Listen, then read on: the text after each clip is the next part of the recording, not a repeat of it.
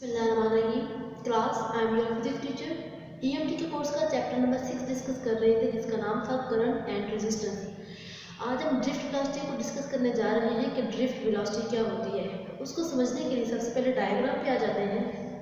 हमारे पास ये कोई कंडक्टर है या मेटल का पीस है जिसके अंदर फ्री इलेक्ट्रॉन्स मौजूद होंगे। तो सबसे पहले हम बात कर लेते हैं इसकी लेंथ की।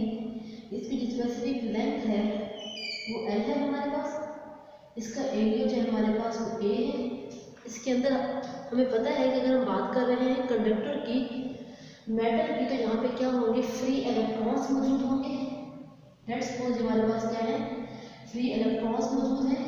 क्या मेटल में सिर्फ फ्री इलेक्ट्रॉन मौजूद होते हैं? नहीं, मेटल्स के अंदर पॉजिटिव आयनिक कोर्स भी होती हैं जिनको मैं रेड डॉट से शो कर रही हूँ। और क्या होगा, इस मेटल के अंदर इसी स्पेसिफिक मेटल के एटम्स भी मौजूद होंगे। अब क्या होगा कि जब तक हमने कोई, सबसे पहले ये अंडरस्टैंड करते हैं कि जब तक हमने कोई एक्सटर्नल इलेक्ट्रिक फील्ड अप्लाई नहीं की तो उस सूरत में ये इलेक्ट्रॉन इस डायरेक्शन में मूव कर रहा होगा। ये इसमें मीन्स की इनकी डायरेक्शन जो है वो क्या होती है, रैंडम होती है, कोई स्पेसिफिक डायरेक्शन नहीं होती। इलेक्ट्रॉन जो है वो थर्मली मोशन में होते हैं, उनकी कोई स्पेसिफिक डायरेक्शन नहीं होती। अब होगा क्या कि जब हम इलेक्ट्रिक फील्ड अप्लाई करेंगे, उससे पहले इलेक्ट्रिक फील्ड अप्लाई करने से पहले ये भी देख लें कि जब हम कोई एक्सटर्नल इलेक्ट्रिक फील्ड अप्लाई नहीं करेंगे तो उस सूरत में क्या होगा कि ये इलेक्ट्रॉन जो हैं वो इतना ज़्यादा डिस्टेंस कवर कर लेते हैं कि इवन कि ये डिस्टेंस किलोमीटर्स में भी हो सकता है। अब ये नहीं समझना कि हमारे पास जो इस वायर की लेंथ है वो किलोमीटर में है, बट अगर हम एवरेज डिस्टेंस की बात करें तो वो इधर से इस डायरेक्शन में जाएगा, दोबारा पीछे आएगा, फिर इस डायरेक्शन में जाएगा। रैंडमली उतनी तेजी से इस कंडक्टर के अंदर मूव कर रहा है कि हम कह सकते हैं कि वो उसका डिस्टेंस जो है वो किलोमीटर्स में है। बट अगर हम बात करें कि अगर हमने कोई एक्सटर्नल इलेक्ट्रिक फील्ड अप्लाई कर दी तो उससे क्या होगा, अगर हम कोई पोटेंशियल देंगे, लेट्स सपोज इलेक्ट्रिक फील्ड की डायरेक्शन जो है वो फ्रॉम पॉजिटिव टू नेगेटिव है। अब होगा क्या, फ्री इलेक्ट्रॉन जो है पहले जो रैंडमली मूव कर रहे होंगे अब वो रैंडमली मूव नहीं करेंगे। ये एक्सटर्नल फील्ड उन इलेक्ट्रॉन्स को एक स्पेसिफिक डायरेक्शन में मूव कराएगी। वो डायरेक्शन क्या होगी, from negative terminal to positive terminal. हम कह सकते हैं कि इलेक्ट्रॉन जो है वो लो पोटेंशियल से हाई पोटेंशियल की तरफ मूव करेंगे। कब, जब हम कोई एक्सटर्नल इलेक्ट्रिक फील्ड अप्लाई करेंगे तो इलेक्ट्रॉन्स को मजबूर कर दिया जाएगा तो नेगेटिव टर्मिनल से पॉजिटिव टर्मिनल की तरफ मूव करें। अब होगा क्या, हमारे पास ये रेड डॉट्स हैं, ये किस चीज़ को शो कर रहे हैं, ये हमारे पास मेटल के एटम्स को शो कर रहे हैं, ये पॉजिटिव आयनिक कोर्स को शो कर रहे हैं। इलेक्ट्रिक फील्ड के अप्लाई करने के बाद क्या होगा कि ये इलेक्ट्रॉन्स जो है एक स्पेसिफिक डायरेक्शन में डिस्टेंस कवर करेंगे। वो स्पेसिफिक डायरेक्शन क्या होगी, opposite to the applied electric field. मतलब अप्लाइड इलेक्ट्रिक फील्ड की डायरेक्शन जो है फ्रॉम पॉजिटिव टू नेगेटिव है, बट इलेक्ट्रॉन किस डायरेक्शन में मूव कर रहे हैं, फ्रॉम नेगेटिव टू पॉजिटिव। अब होगा क्या कि ये इलेक्ट्रॉन्स जो है जब ये मूव कर रहे हैं तो इसके पाथ में क्या होंगे, एटम्स भी मौजूद होंगे और क्या होगा, आयनिक कोर्स भी मौजूद होंगी।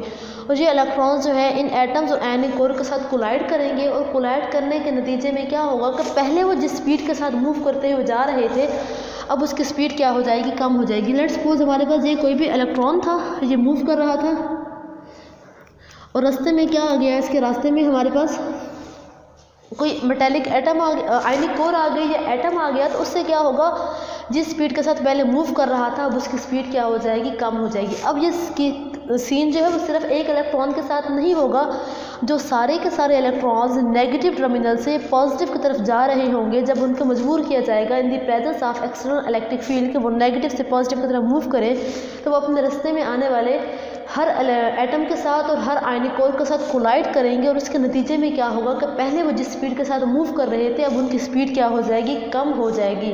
तो ड्रिफ्ट वेलोसिटी में बेसिकली कॉन्सेप्ट यही है कि इलेक्ट्रॉन्स की एवरेज वेलोसिटी कि जब वो गेन करते हैं किसके बाद, जब वो इन एटम के साथ कोलाइड करते हैं, कोलाइड करने के बाद उनके पास जो कांस्टेंट एवरेज स्पीड बच जाती है उसको नाम दिया जाता है ड्रिफ्ट वेलोसिटी का। बड़ा सिंपल सा कॉन्सेप्ट है कि in the absence of external electric field electrons जो है वो बहुत दूर दूर तक जा रहे होते हैं, उन पे कोई पाबंदी नहीं होती है, वो फ्रीली मूव कर रहे होते हैं। बट जब हम एक्सटर्नल इलेक्ट्रिक फील्ड अप्लाई कर देंगे तो इनके साथ क्या होगा, ये अपने रास्ते में आने वाले हर आयनिक कोर के साथ और मेटालिक एटम के साथ कोलाइड करेंगे और इसके रिजल्ट में क्या होगा कि पहले वो जिस वेलोसिटी के साथ मूव कर रहे थे अब उनकी वेलोसिटी क्या हो जाएगी, रिड्यूस हो जाएगी। और अगर हम यहाँ से यहाँ तक मूव करने वाले इलेक्ट्रॉन्स को देखते हैं कि उसके पास एवरेज कितनी वेलोसिटी है, किसी पॉइंट पर उसके पास वेलोसिटी ज़्यादा होगी, किसी के पास कम होगी, तो उसका बेहतरीन सलूशन यही है कि हम वेलोसिटी का एवरेज निकाल लें ताकि ज़्यादा वाली वेलोसिटी भी उसमें आ जाए और कम वाली वेलोसिटी भी उसमें आ जाए। तो हम देखेंगे कि यहाँ से यहाँ तक मूव करने के लिए उसके पास जितनी एवरेज वेलोसिटी होती है, कांस्टेंट वेलोसिटी होती है, उसको ड्रिफ्ट वेलोसिटी का नाम दिया जाता है। Constant average velocity acquired by free electrons, constant average velocity जो कि इलेक्ट्रॉन्स एक्वायर करते हैं कब, after collision with ionic core के साथ कोलाइड करने में या उस मेटेलिक एटम के साथ कोलाइड करने में, in the presence of external electric field is called drift velocity. बड़ा सिंपल सा कॉन्सेप्ट है कि जब इलेक्ट्रॉन्स मूव करते हैं, अगर वो अपने रास्ते में आने वाले फ्री मेटेलिक एटम के साथ या आयनिक कोर के साथ कोलाइड करते हैं तो उनकी वेलोसिटी कम हो जाती है, कांस्टेंट हो जाती है। और अगर हम उस वेलोसिटी का एवरेज लें तो इस वेलोसिटी को हम नाम देते हैं ड्रिफ्ट वेलोसिटी का। इसको शो किससे किया जाता है, इसको VD से शो किया जाता है। बेसिकली आज हम इस आर्टिकल में क्या डिस्कस करेंगे, ड्रिफ्ट वेलोसिटी का कॉन्सेप्ट हमने यहाँ तक समझ लिया। अब हम ड्रिफ्ट वेलोसिटी को मैथमेटिकली कैलकुलेट करेंगे कि ड्रिफ्ट वेलोसिटी किन किन पैरामीटर्स पे डिपेंड करती है और उसका हमने रिलेशन बनाना है करंट डेंसिटी के साथ। इसमें याद रख लें कि इस वायर की जो लेंथ है वो L है और उसका एरिया जो है वो A है, और जो इलेक्ट्रॉन जो है वो इस डायरेक्शन से इस डायरेक्शन में मूव करते हुए जा रहे होते हैं। किस स्पीड से मूव करते हैं, VD स्पीड के साथ मूव कर रहे। रिलेशन फाइंड करेंगे ड्रिफ्ट वेलोसिटी और करंट डेंसिटी के बिटवीन में। ड्रिफ्ट वेलोसिटी हमारे पास वेक्टर क्वांटिटी होती है और करंट डेंसिटी भी हमारे पास एक वेक्टर क्वांटिटी होती है। इसका रिलेशन हम डिराइव करने जा रहे हैं। तो सबसे पहले हम ये देख लेते हैं कि हमारे पास जो I होता है, करंट किस चीज़ के बराबर होता है, चार्जेस का फ्लो पर यूनिट टाइम में कितने चार्जेस जो है वो कंडक्टर में एक साइड से दूसरी साइड की तरफ मूव करते हुए जा रहे थे। इससे पहले जो मैंने डायग्राम ड्रा की थी वहाँ पे मैंने आपको बताया था कि जो हम स्पेसिफिक कंडक्टर ले रहे हैं उसका एरिया जो है वो A है, उसकी लेंथ जो है वो L है। तो हम कह सकते हैं कि उस कंडक्टर का जो वॉल्यूम होगा वो क्या होगा, AL होगा। उसमें से कितना करंट पास कर रहा है, I = Q/T। और हमें पता है Q क्या होता है, Q = capital N × E। N यहाँ पे क्या है, नंबर ऑफ चार्जेस। मतलब अगर हम ये देखना चाहें कि हम बात तो करते हैं 1 कूलम की, अगर हम ये देखना चाहें कि how many charges are there in 1 coulomb के 1 कूलम के अंदर आखिर चार्जेस कितने होते हैं, तो उसके लिए फॉर्मूला क्या होता है, Q = Ne। और यहाँ पे हम बात किसकी कर रहे हैं, चार्जेस कौन से हैं, इलेक्ट्रॉन्स जो हमारे पास चार्जेस हैं जो कि मूव कर रहे हैं। और अब हमने क्या करना है, हमने इस n की वैल्यू को फाइंड करना है। हम कहते हैं कि लेट्स सपोज अगर उस कंडक्टर में चार्जेस मूव कर रहे हैं एक एंड से दूसरे एंड की तरफ, टोटल नंबर ऑफ चार्जेस जो है वो n है।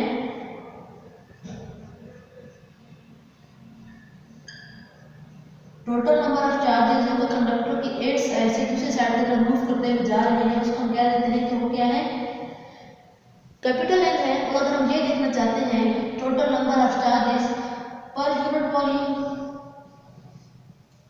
Total number of charges per unit volume, वो हमारे पास क्या होगा, उसको हम अगर स्मॉल n से शो करें तो हमारे पास क्या होगा, टोटल नंबर ऑफ चार्जेस को हम किससे डिवाइड कर रहे हैं, V से डिवाइड कर रहे हैं। मतलब हमने क्या फॉर्मूला निकाल लिया, स्मॉल n किसके इक्वल है, capital N divided by V। ये क्या है हमारे पास, total number of charges per unit volume के, एक यूनिट वॉल्यूम में हमारे पास कितने चार्जेस मौजूद हैं। तो मैं पहले ही आपको बता चुकी हूँ हमने n की वैल्यू फाइंड करनी है। तो इस एक्सप्रेशन से अगर हम कैपिटल N की वैल्यू फाइंड करें तो हमारे पास क्या आ जाएगी, स्मॉल n × V।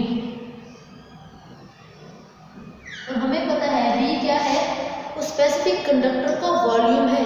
वॉल्यूम का फॉर्मूला क्या होता है, एरिया, उसके साथ अगर हम लेंथ को मल्टीप्लाई करें, एरिया के साथ अगर हम लेंथ को मल्टीप्लाई करें तो हमारे पास ये एक्सप्रेशन क्या बन जाएगा, n किसके बराबर आ जाएगा, n × area × L। Small n जो है वो उस स्पेसिफिक कंडक्टर की लेंथ थी और उसके एरिया के साथ मल्टीप्लाई कर दिया तो हमारे पास क्या आ गया, वॉल्यूम आ गया। वॉल्यूम क्या होता है, length cross width cross height. तो 3 पैरामीटर्स होते हैं। एरिया के साथ हम लेंथ को मल्टीप्लाई करेंगे तो हमारे पास किसकी वैल्यू आ जाएगी, वॉल्यूम की वैल्यू आ जाएगी। हमने एन की वैल्यू को फाइंड कर लिया। आप इसको इक्वेशन नंबर ए का नाम दे दें, इसको इक्वेशन नंबर 1 का नाम दे दें, इसको आप इक्वेशन नंबर 3 का नाम दे दें। और इस तरह से आप एन की वैल्यू जाकर यहाँ पे पुट करें।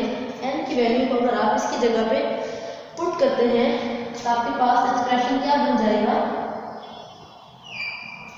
एक्सप्रेशन क्या बनेगा, क्यू किसके बराबर आ रहा है, एन की जगह पे आप क्या पुट करेंगे, N A L, N A L, N की वैल्यू हमने पुट कर दी, एन ए एल और साथ में क्या आ जाएगा, ई आ जाएगा। मतलब हमारी इक्वेशन 1 जो है वो अब ट्रांसफॉर्म हो गई है किसी और फॉर्म में, कि हमने एन की वैल्यू को सब्स्टिट्यूट किया। कौन सा यूज किया कि total number of charges N है, और अगर हम पर यूनिट वॉल्यूम चार्जेस लिखना चाहते हैं तो small N is equal to capital N by we.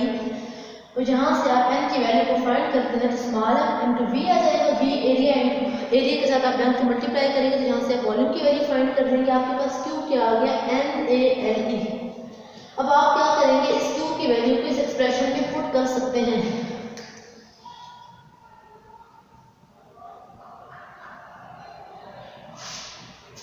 Put value of Q किस इक्वेशन में पुट करनी है, इन इक्वेशन ए। अगर आप इक्वेशन ए में क्यू की वैल्यू को पुट करें तो आप देखेंगे आई क्या बन जाएगा, N A L E divided by T. आप इस टी को जाकर दूसरी साइड से मल्टीप्लाई कर दें, आई क्रॉस टी किसके बराबर आ जाएगा, एन ए एल ई।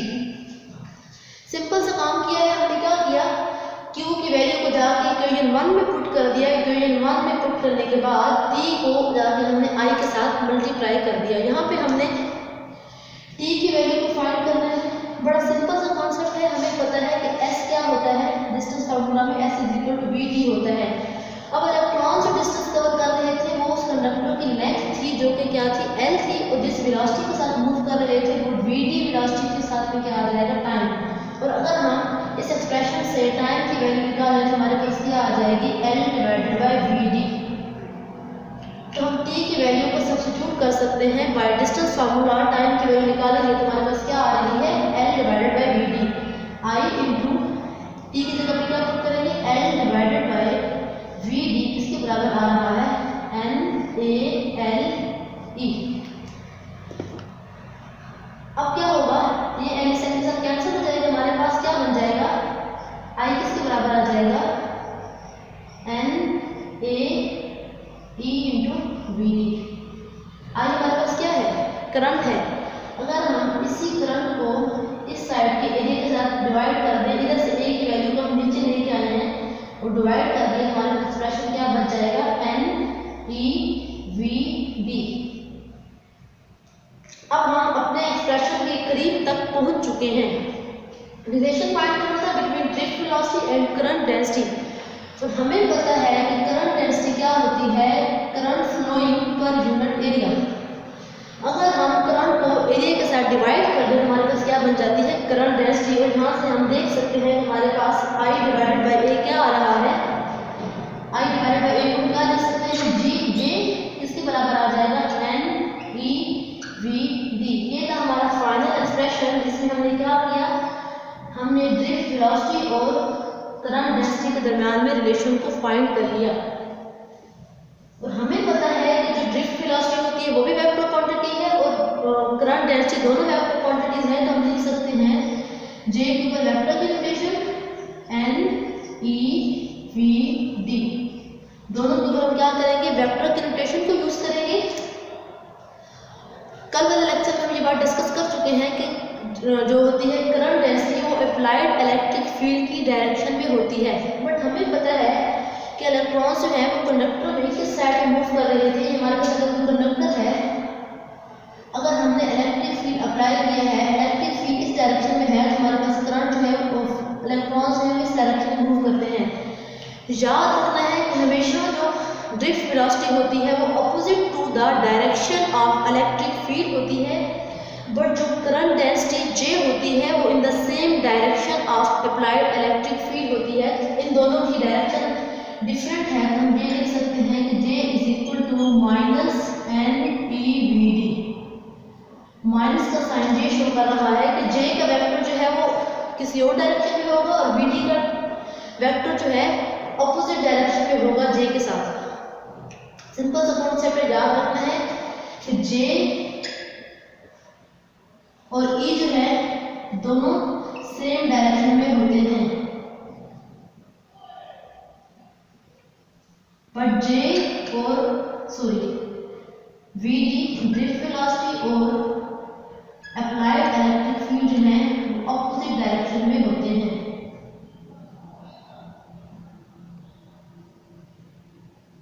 हमने क्या किया, हमने रिलेशन फाइंड किया between current density J and drift velocity VD। सबसे पहले क्या लेके चले, बड़ा सिंपल सा कॉन्सेप्ट है, चार्जेस मूव कर रहे हैं, इलेक्ट्रॉन्स मूव कर रहे हैं, इट मींस वहां पे करंट प्रोड्यूस होगा I is equal to Q by T। Q किस चीज के बराबर आ रहा है, according to quantization formula Q is equal to NE आ रहा है। मैंने जिसको रेड से शो किया है ये N है, इसकी वैल्यू को फाइंड करना है, इसको कोई नंबर 1 का नाम दिया और हमने कहा टोटल नंबर ऑफ चार्जेस जो है वो N है और पर यूनिट वॉल्यूम देखते हैं तो हमारे पास स्मॉल n है। यहाँ से अगर हम n की वैल्यू निकालते हैं स्मॉल n तो v आएगा, v को हम किससे शो करेंगे a ऐसे, और इस n की वैल्यू को दोबारा जाकर इसमें पुट करेंगे तो हमारे पास q किस चीज़ के बराबर आ रहा है, NaLe। अब आप क्या करेंगे, q की इस वैल्यू को इक्वेशन नंबर 1 में पुट करेंगे और क्या आ जाएगा NaLe डिवाइडेड बाई t।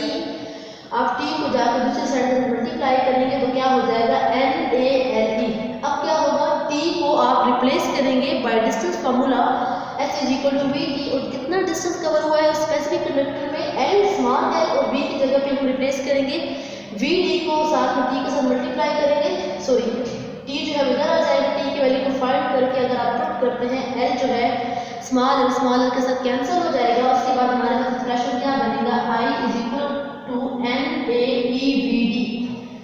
और फिर क्या किया, ये जो a था इसको जाके हमने I के साथ दूसरी साइड पे डिवाइड कर दिया तो हमें पता है कि I divided by a current का फ्लो पर यूनिट एरिया, कि किसी स्पेसिफिक यूनिट एरिया में से कितना करंट फ्लो कर रहा है उसको हम नाम देते हैं करंट डेंसिटी, जिसको J से शो करते हैं। इसलिए मैंने I और a को रिप्लेस कर दिया J से, फिर क्या लिख दिया NaEVD। उसके बाद क्या हुआ, मैंने आपको ये बताया कि करंट डेंसिटी और ड्रिफ्ट वेलोसिटी दोनों वेक्टर क्वांटिटीज हैं, तो दोनों पे हमने वेक्टर की नोटेशन लगा दी। उसके बाद में नेगेटिव का साइन यहाँ पे क्यों लगाया, याद रखना है कि करंट डेंसिटी VD और अप्लाइड इलेक्ट्रिक फील्ड हमेशा ऑपोजिट डायरेक्शन में होते हैं, बट करंट डेंसिटी और अप्लाइड इलेक्ट्रिक फील्ड जो है हमेशा सेम डायरेक्शन में होते हैं। ये था हमारा आज का आर्टिकल जिसमें हम ड्रिफ्ट वेलोसिटी को लेके चले और हमने रिलेशन फाइंड किया between the drift velocity and the current density J।